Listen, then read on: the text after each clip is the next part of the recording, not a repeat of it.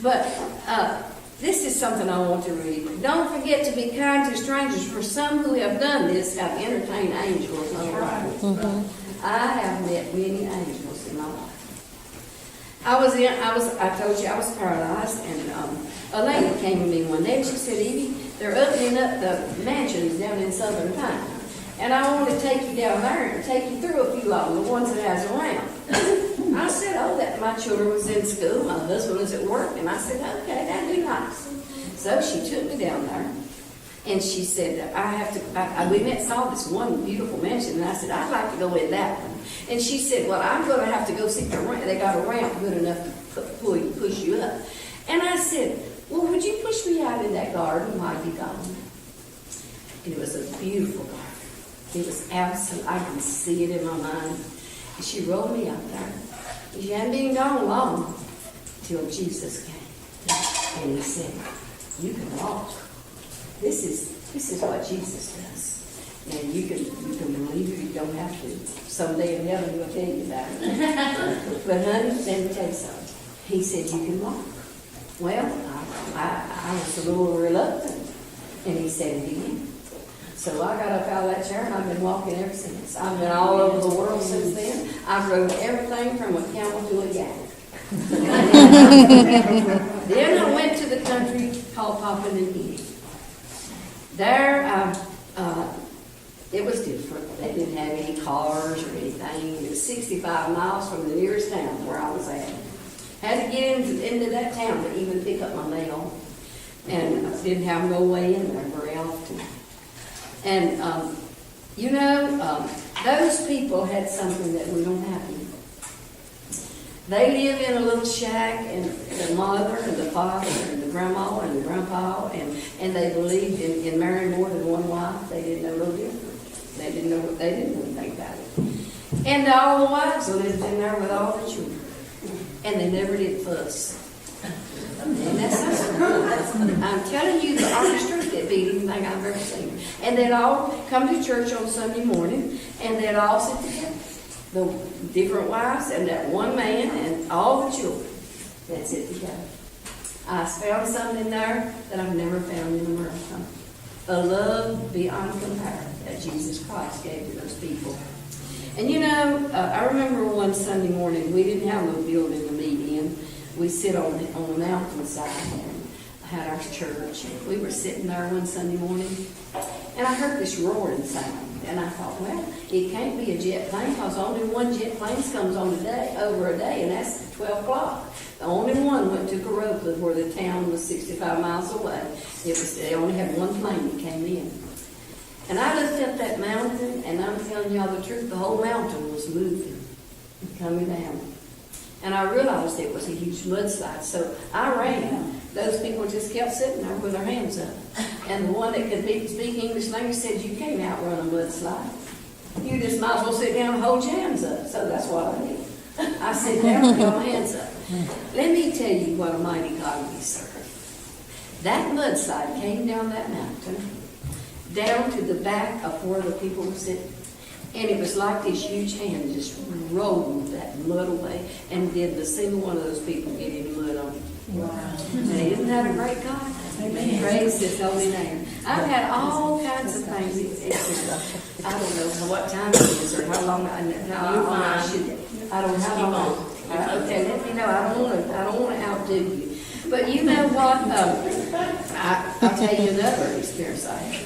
People tell me I should write a book. Yeah. Well, honey, I don't have time. Years ago, I held the pen while God did write a book, and it was published, but it wasn't about these experiences because I hadn't had any of them at that time. But God wrote the book, and it was published. But a lot of these things should be recorded, how God has taken care of me, so that people who is new Christians knows that if they live totally, you gotta live totally for the Lord. Now He ain't gonna give you nothing, and He ain't gonna do nothing for you if you live half for the world and half for Him. You can't go to heaven like that. It says in the Bible, you can't have me in the world. Jesus said that, and you don't tell nothing that's untrue. You just can't do it. And so, one time I was in China. I'll go back to China. and I was coming out of the country, and I was thousands of miles away from my son, and I was in Guangzhou. I'll never forget it. And I met this man in the airport, and he was from Picton, Ontario, where my daughter-in-law's from. And it just thrilled me to death. And he said, I tell you what, when we get through the line, we'll go out and we have time to talk a while. But I was all excited. And so he said, you go in one gate and I'll go in the other, or the place where they take the tickets, and we'll get through quickly. So he went in his place and I went in mine. And a little young lady was sitting there. She could speak the English language. And she said, ma'am, you have broken our laws, and you will not leave our country today. I said, who, me? I ain't never broke no law. I wouldn't break your laws. She said, well, you broke it. And I said, well, what did I do? And she said, your visa is no good. And I said, but my son just looked at my visa, and he said it was fine. And she said, no. I said, I have a multiple entry visa. She said, that's right, but you're not supposed to stay over 30 days on it. Well, none of us need that. Well, I'm telling you, I had a day, an exciting day. I just got to tell you about this. Just got to tell you. I said, well, what am I going to do? She said, well, you can pay this amount of money, or you can go to before our common store. And I said, ma'am, I don't have no money. I didn't give all my money away, and I give all my clothes away. I don't even have no clothes. I give them all to the poor people up to bed, and I'm on my way home. And she said, well, then you have to go before our common store. So the man was standing over there, and he came to me, and he said, Miss Murray, I'm going to give you this little bit of money that I got left. He said, because it won't do me no good, and I'll just need to cram it down in my pocketbook, because I didn't have no money. I didn't keep none. Well, God did that. That man put it in there, but God did it. And I went before this board, and they were sitting around a great big table. All these men with these starched uniforms and these little red communist ties and their hats on. And one man got up and he called over and he said, what is your problem? I said, man, I ain't got a problem in the world. You the one with the problem. I told my son, said, Mommy, someone had arrested you right then. I said, well, I didn't say it. Jesus did. So I looked at that man and he looked so pitiful. I thought, I'm going to hug him. So I just walked up to him and I hugged him, and it was like hugging a piece of stone. I'm telling you, he was so pitiful. And I just hugged him real tight and I said, do you know Jesus loves you? And I know he didn't know what I was talking about, but I think he went home and told his family this crazy-looking woman done had hugged me and said somebody about Jesus loved me. So Jesus is working on him, never return void, you know. So I looked around that table, and I looked at all those people, and I thought, I think I'll hug every one of them. I went around that table, and I hugged every one of those men. And they were just, they were all excited. They were doing their hands like this and the gabbing, you know, I didn't know what they were saying. They were just talking. He was the only one who could speak the English language. So he said, well, ma'am, he said, I told him, I said, you know, he said, you have anybody here in China? I said, yeah, my son's head of the Christian Associated, not Christian, but the Association of Americans in Tibet. And he said, well, why didn't you tell us that? I said, you didn't ask me. So I said, I know there's a man over to Timothée that can help you. I said, I can't help. I don't know what to do. I don't know your language. I don't know anything. But I didn't get a bit afraid. I was just brave. The Lord was just standing in for me. So they said, well, we'll go with you over to the hotel. And you can call that man. And they walked behind me with machine guns. Oh, man. Here I went. And let me tell you, if you don't believe in the Red Sea, you listen to this.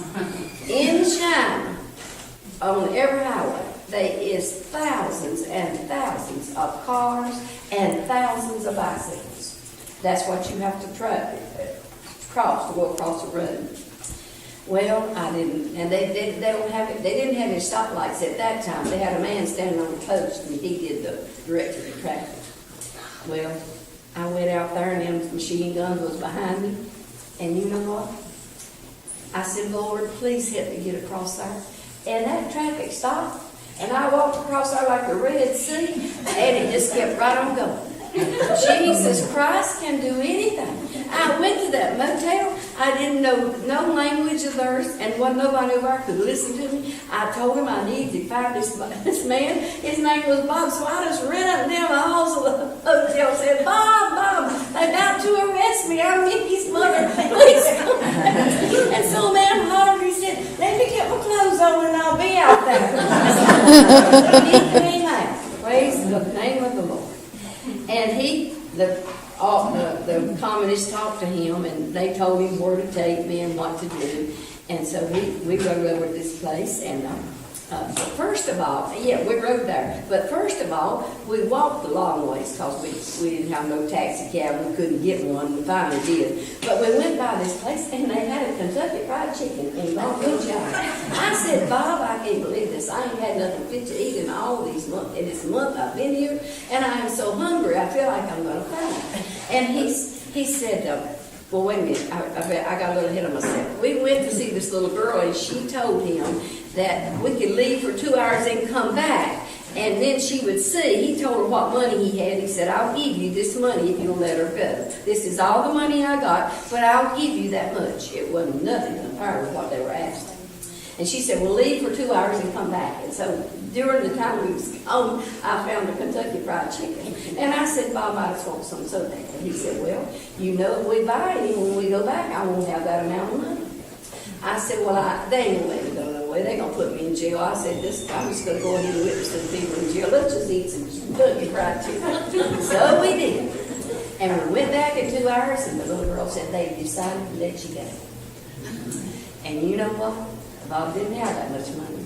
But I remembered the money that man had stuck in my purse. And it was to the very penny to get me out of jail. God delayed me so that I could tell those people about Jesus Christ. So a scrawny little ugly girl, born in the little town of Gibsonville, raised in the little town of Snowcamp, had a purpose. And she fulfilled that purpose. And I'm so thankful to God that He allowed me to do these things.